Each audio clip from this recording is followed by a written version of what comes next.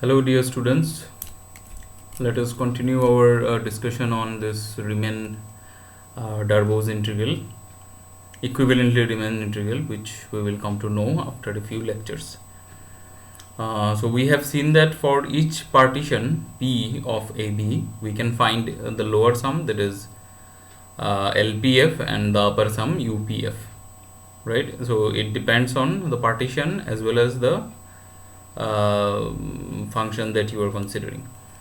So since there are infinitely many partitions of AB, so we get a collection of real numbers LPF and UPF. So each LPF and UPF is a real number because we are considering a bounded function. Okay. So we get a collection of real numbers. So for each partition we get a different LPF. It may be same also. Okay. But the LPF and UPF are dependent on the partition. Okay, you change the partition, LPF and UPF are going to change or may remain fixed. So in any way they depend on the partition. So for each partition we get LPF and UPF. So that means so since there are infinitely many partitions of AB, so we get an infinite set of real numbers LPF and UPF. So we consider those two collection of sets.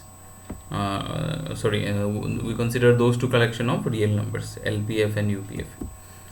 Okay, so immediately we get two sets. The set of LPF, this set, the set of LPF such that P is a partition of AB, so let us denote it by this cursive L, and we also get the set of UPF such that P is a partition of AB, so denoted by say cursive U. Okay, then we show that this both these sets are bounded. Okay, we will show that these two sets are bounded, that is they have upper bound as well as lower bound. Okay, so how to show this? So in our earlier lecture also we have seen for any partition P of AB, small m is less than or equal to small mi, and which is again less than or equal to capital Mi. This is less than or equal to capital M. Okay, where what is this small f? Small m is the infimum of f in the interval AB. Small mi is the infimum of f in the interval xi minus 1 to xi, right? Capital Mi is the supremum of f in the interval xi minus 1 to xi, and capital M is the supremum of f in the whole interval AB. Okay, so we have already discussed that the supremum, if you take over a larger set, that is over a superset, the infimum over a superset will be smaller, right? Infimum over a larger set will be smaller and the supremum over a larger set will be larger. Okay, so by that relation M is already less than or equal to Mi, and small mi is less than or equal to capital Mi because Mi is the infimum, capital Mi is the supremum. Okay, so what we do is we multiply both sides by, or multiply all the sides by xi minus 1, which is a positive number because xi minus 1 to xi is an interval. Okay, and then we take the sum of all this. So there are actually how many inequalities are there? There are actually n inequalities in this. Okay, even though we have written it in one line, there are actually n inequalities exactly.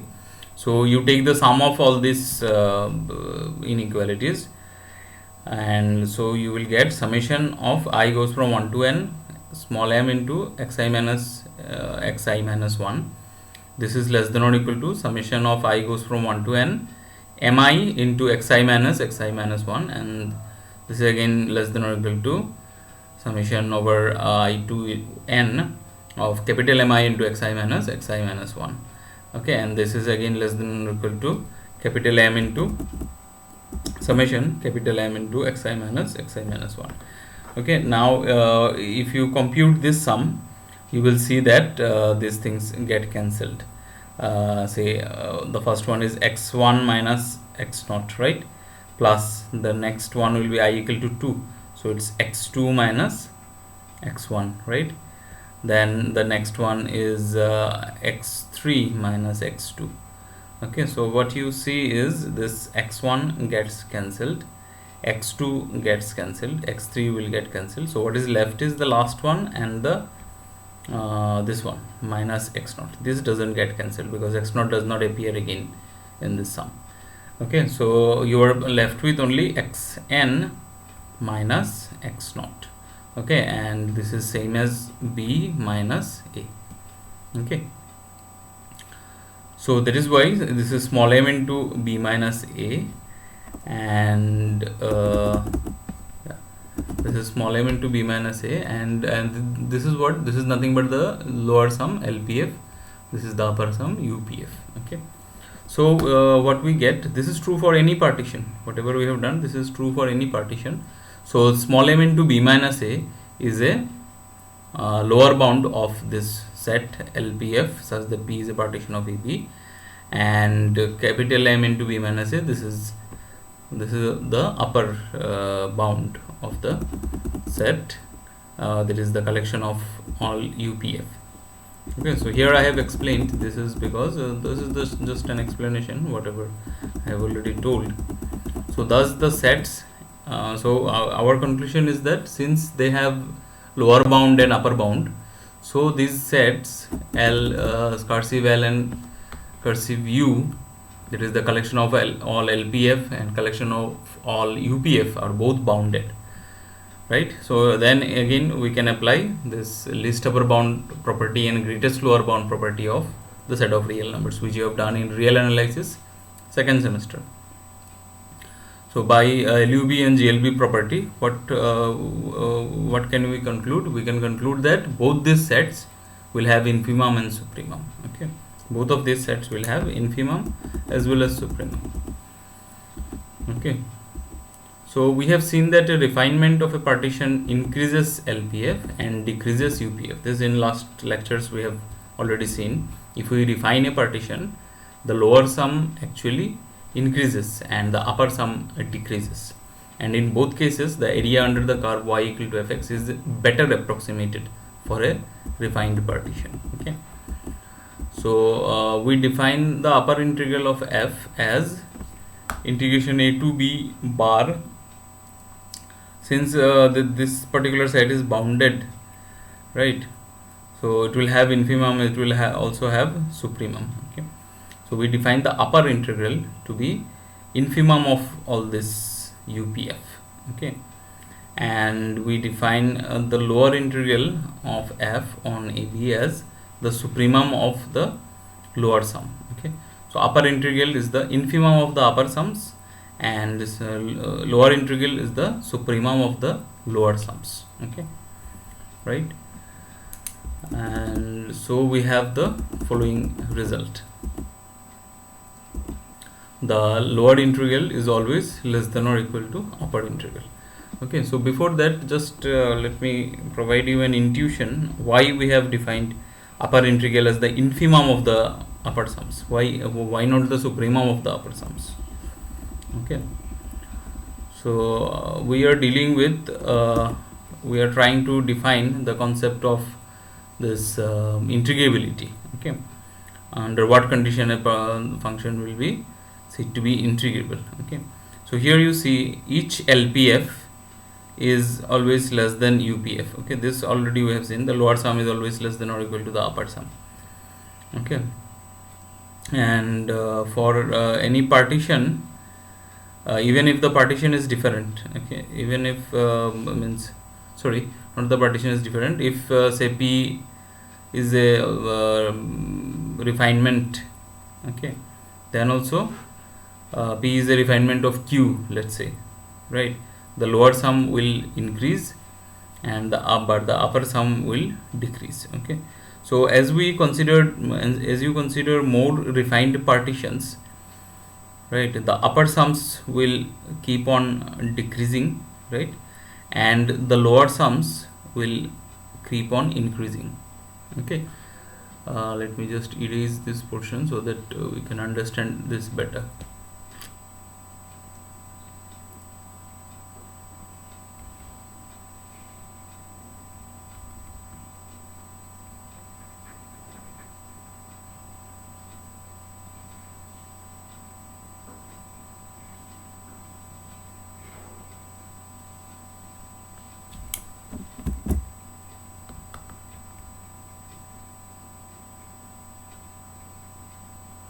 Okay. So as we consider refinements of partitions, right, the upper sums tend to decrease and the lower sums tend to increase. Okay, so there is an intuition that at some point it may happen that the supremum, so this side, we are going this side as per the lower sums. As we consider more and more refined partitions, the lower sums actually increase, right? So if we consider supremum of the lower sum, okay, the supremum, say supremum of the lower sum, and here this side if we consider the infimum of the upper sums, okay, so there is a chance, since the partitions, refined partitions, as the partitions are refined, this upper sums keep on decreasing, okay, and the lower sums keep on increasing. So there is a chance that at some point, this may be equal, the supremum of the lower sums and the infimum of the upper sums may coincide with one another. But if we take the infimum of the lower sums, okay, so as the partitions are refined, the lower sums increase, right?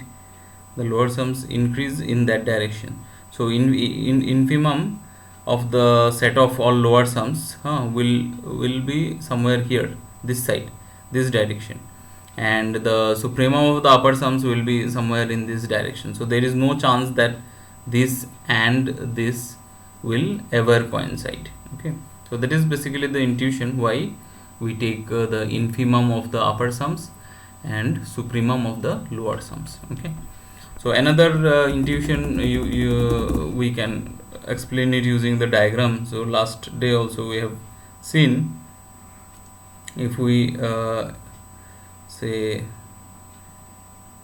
keep this as one partition and this as, so this is one partition. So if we consider upper sums, you have this area is the extra area. Okay, I want the area under the curve, but I have calculated extra area here, right? But as you refine the partition, the extra area actually reduces, right? The extra area actually goes away. Okay. As you refine this partition, so in the diagram, in the earlier lecture, I have explained it using this SageMath software. Here the drawing is not perfect. Okay, so as we increase the refinement, that is, as you consider refinements of partitions, you see the error in the area actually decreases. Okay, reduces, right? So as you keep on considering this refined partitions, the upper sums UPF keep on decreasing. Okay, keep on decreasing. So the value of the integral has to be the infimum. Okay, it cannot be the supremum, because the supremum may be something like this, supremum of all UPF. If I consider AB itself as a partition, okay, if I consider AB itself as a partition, then supremum of this the set of all upper sums may be a big quantity. Okay, but it's very different from the area under the curve. Okay, so that cannot be the integral.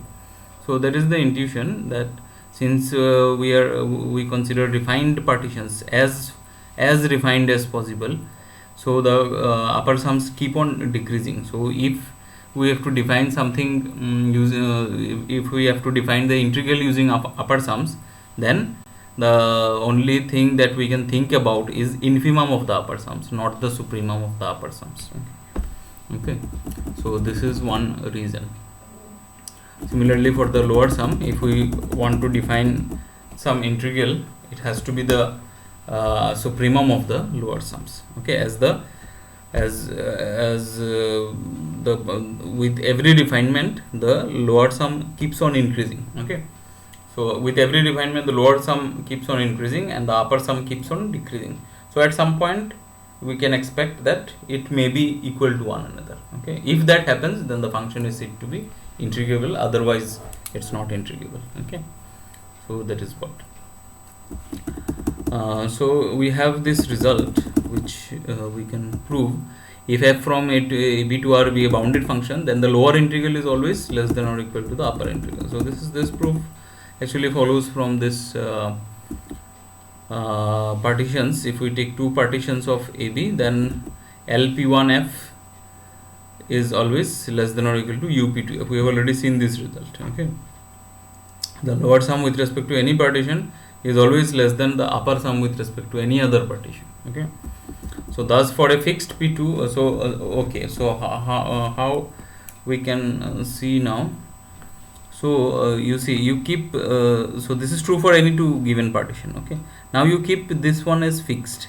Okay, keep P2 as fixed. P2 is fixed. So we can also say that for any partition, LPF is always less than or equal to this UP2F for all partitions. For all partitions of AB, right? Okay, we can always say this, keep P2 fixed, right? For a fixed P2, the lower sum with respect to any partition is always less than or equal to the upper sum with respect to P2. Okay, so this is what I mean. So for a fixed P2, we see that UP2. So what can we say about UP2F? UP2F is the upper bound of the collection of all lower sums. Okay, so UP2F is an upper bound of this set LPF such that P is a partition of AB. Okay, because for any partition this is always true, this condition is always true. So UP2F is an upper bound of the set LPF such that P is a partition of AB. Okay, but what is the lower integral? Lower integral is the least upper bound. Okay, so here in most of the proofs, the concept of least upper bound and greatest lower bound will be very widely used. Okay, so that is why it's very important to stress on the real analysis. So all these things were done in the second semester real analysis course. Okay, so this is the least upper bound. Least upper bound means it is smaller than every other upper bound. Okay, so UP2F is an upper bound and lower integral is the least upper bound. So what should be the relation between them? The relation will be the lower integral will be less than or equal to UP2F.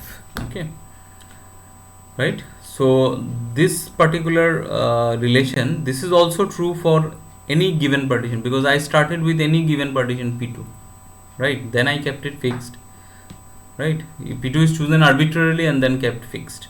So that means what we can say, for any arbitrary partition P, this relation, this inequation is always satisfied. Okay, so so it's something like this, that the lower integral a to b f dx is always less than or equal to UPF for all partitions.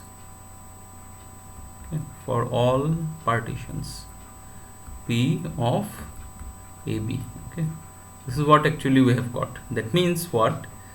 This lower integral acts as a lower bound of the set of all upper partitions. Upper sums.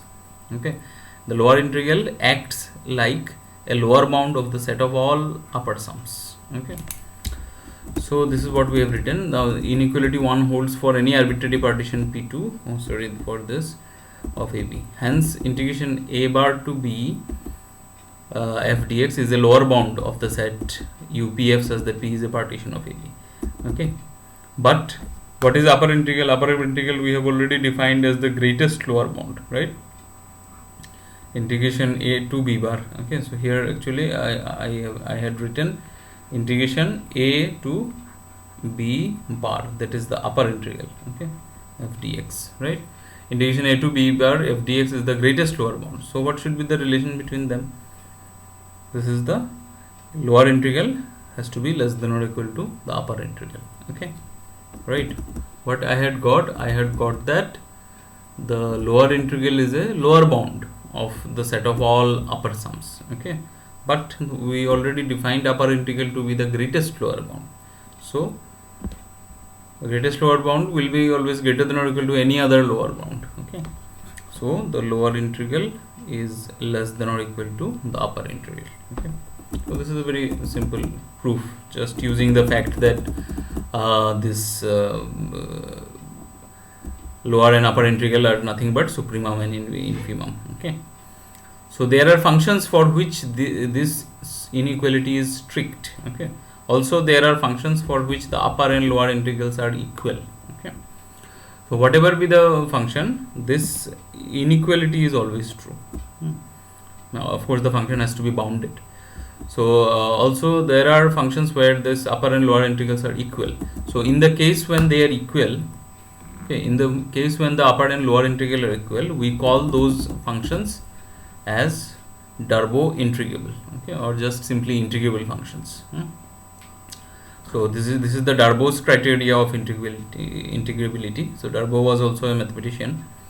So he had given this criteria that if the upper and lower integral are equal, then we call those functions as integrable functions, okay?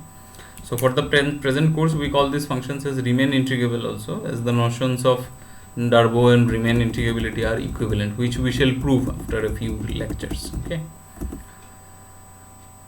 So next, so we see so we have seen the Darboux's construction of this integrability, okay, in terms of lower integral, upper integral, okay? Next we define the Riemann's approach integrability in we are not defining the Riemann as of now.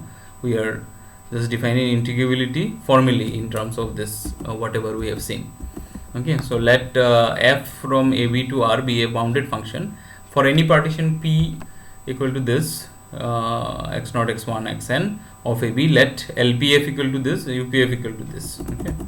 So where these things are written. So this is the definition that you should give if it is asked in exam, or you should remember for your understanding, okay? So where we have defined everything, where mi, capital Mi are respectively the infimum and supremum of f in the intervals xi minus 1 to xi. So the upper and lower integral of f are defined as integration of a to b bar f dx is infimum of all UPF, right? And the lower integral is a bar to b f dx, which is defined as the supremum of all lower sums, okay? Then f is said to be Riemann integrable, or let me write as of now, let us write it as Darboux integrable, okay? Darboux integrable if the lower integral is equal to the upper integral, okay? So let us see one example that every constant function on AB is Riemann integrable, okay? So is Darboux integrable or Riemann integrable?